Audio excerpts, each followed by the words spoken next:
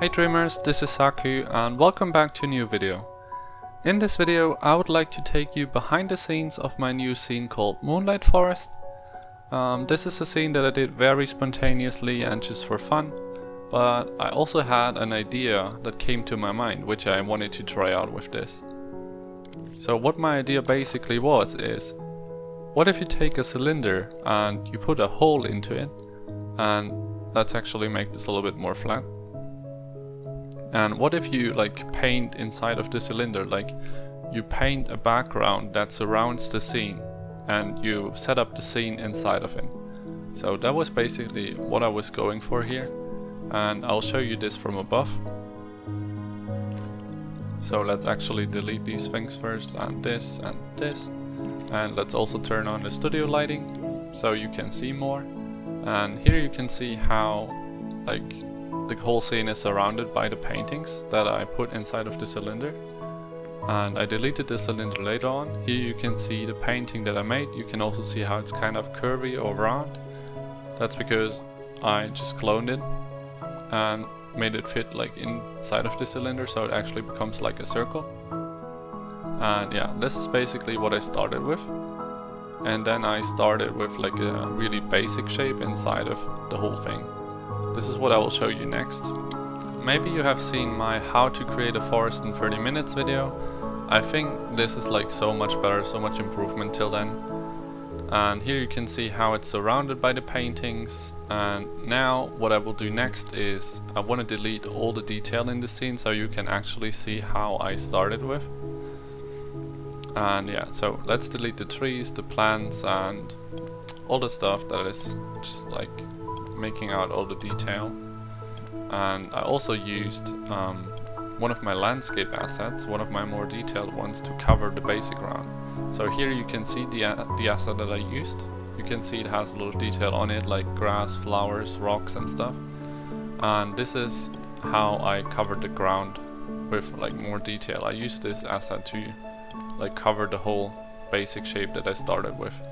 But I also used a little bit more additional stuff, like more plants and higher grass and all that stuff. So you want to give the whole scene a good variety, you can say. And yeah, this is what I started with. This is the basic shape. You can see it's like a grassy landscape and with a little pool in the middle. And yeah, you can see it's not too amazing. Here's how it looks like without the code styles, even though there's not too much of a difference. And yeah. This was the start, and now I will actually redo all the things that I deleted so you can see how all the detail in the scene came to life.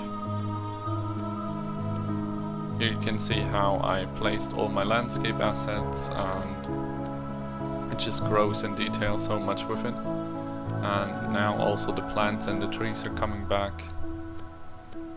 I will also give you a close look at how I made the trees and the other things. So here you can see actually my plant asset. This is made with the curvy tool and painted on it. And I used this in multiple ways on the scene, you can put it on the inside of the ground, on the trees, or just yeah. And here you can see additional grass that is actually higher. And I think this makes the variety in the scene, you don't want to make it look all different. And this is a special place maybe, because this could be some kind of grave. I just like it with the lighting and all the flowers. I think it's beautiful, and yeah. Now let's take a closer look at the tree. The tree, you can see there's a lot of moss and grass on it. This is just painted with the surface snap on, and if you choose the right flag type, it looks super awesome and it's easy to make. And if you're wondering how I made these branches or roots, these are also made with the curvy tool. The curvy tool is super useful. You should definitely try it out if you haven't already. And I also put spheres inside of it and just blended it all a little bit together. And you can also see how I did make use of cutting, because you always want to cut just little things to give it a lot more detail and don't make it look too unnatural. And yeah, this tree is the only tree in this scene. All the trees are the same, so if you like just scale it up and down, turn it around, it will always look a little bit different. So this is also why this scene only has 7% graphic space without the deer. The deer is actually the only thing that was used by the community, or that I used from the community. So yeah, this is totally awesome. So whoever made this deer, I can't remember right now, thank you. I hope you like my scene that I used it for. And here you can also see how you know, everything is just set up around the camera. That's what you want to go for in a scene where you use a camera, because it doesn't really matter how it looks outside of the camera. But you can use that, like if you put trees on the background that are just like floating and stuff, it can look pretty cool when you look from the camera. This is also because I used more of the paintings to also on the top of the forest to give it like this maybe deep forest or almost jungle look, so it's more atmospheric. And when we speak about atmosphere, this is what I will show you next. So here you can see I used like a fog, just a little one to cover the ground and give it like a more mystical atmosphere, and then also use this fog, who does a lot more to the scene because it covers the background basically. And I think with this fog it just makes a huge difference. And if you want to see how I made this water and also the wood texture on the tree, I did a tutorial for this on my channel, so just check it out. I can also link it on the top now. I also used my particles asset that you can find in the Dreamweaverse. And yeah, what I'll show you next is how much there's actually painted in the scene. So this is just crazy to me. I absolutely love the option to turn this off so you can see how much there's painted in the scene. All you see there is just like drawn in a 3D space, and that's also why I love Dream so much. And now you can also see it without the code styles and effects.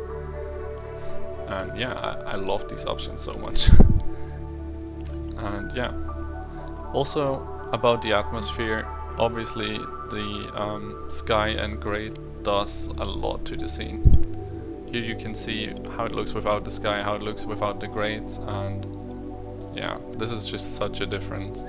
I think it would also look awesome if I don't use the grades, but yeah, it makes it more like clean or smooth, you can say. But for this, I also had so much struggles to decide what I want to take, especially here you can see with the saturation, because if you want to put it like very low and it looks like more kind of black and white, or you want to put it high and there's like very, you know, high detailed color, I think everything looks just super awesome, and that's why it's so hard to decide what you want to take in the end. You could also do like more contrast and it looks quite interesting. Maybe that's a little bit too much, but yeah, if you put it a little bit lower it can still look pretty awesome, like a little bit more dark, more atmospheric even. But yeah, this is what I decided to go for with. I'll show you a few more options here. You can also see how you can pixelize your scene so it maybe looks like a PS1 scene or something. Also a very cool option that a lot of dreamers used very well in the Dreamweaverse. You can also posterize it and make it like a painting. Or yeah, with this you can give your scenes just like super amazing styles and a unique feeling to it. So this is maybe like a dream kind of effect, and yeah, it's just super awesome what you can do with these whole things. Also, just like the angle of the moon, like you have so many options and it looks so interesting if you just change the angle of the moon. So there are so many things you gotta decide to what it has to look like at the end. And yeah, here you can see my butterfly asset. It's actually animated as well. I'll show you this. This is also remixable in the Dreamweaver, so feel free to, you know, use my butterfly also for your scenes. It also flies around in the normal asset. And yeah, I just thought it fits the scene really well. And yeah, this deer is by someone out of the community. I just cloned that and gave it some looseness and impasto. So what I was going for is kind of like give it like this green aura behind it. That's why I did this. And yeah, now let's come to the lighting. I know someone requested to show off the lighting of the scene, how I made this. I did use quite a few lights in this scene, and the lighting does a lot for the atmosphere in this scene. I did make use of the second image option of this scene. This gives it this like pointy style of light, and I just think it fits really well for the forest theme. You can also try out other image options, but I think this one was the best for this scene. Also put up some quite high, and they usually have like a low brightness, maybe about 10%, and you also want to like fade it out a little bit. But yeah, now I deleted these so you can see how much of a difference the lighting does to this scene. And yeah, it's just amazing detail you want to put in really. For like my bigger scenes, I always have it that I come to the limit of using lightings even, because there's too much spotlight shadow in there then, so I gotta be careful with how I use it. And yeah, this is it. This is my scene. So I really hope you enjoyed this little behind the scenes, and thank you so much for watching. If you enjoyed this, I would be super happy if you want to leave a like or a comment. I would love to hear your feedback. If you haven't subscribed to the channel yet, definitely make sure to do that as well, or share it with friends and other streamers. Yeah, in the end card you can find 2 of my other big scenes, so definitely make sure to check them out as well if you haven't already, and I'll see you in the next video.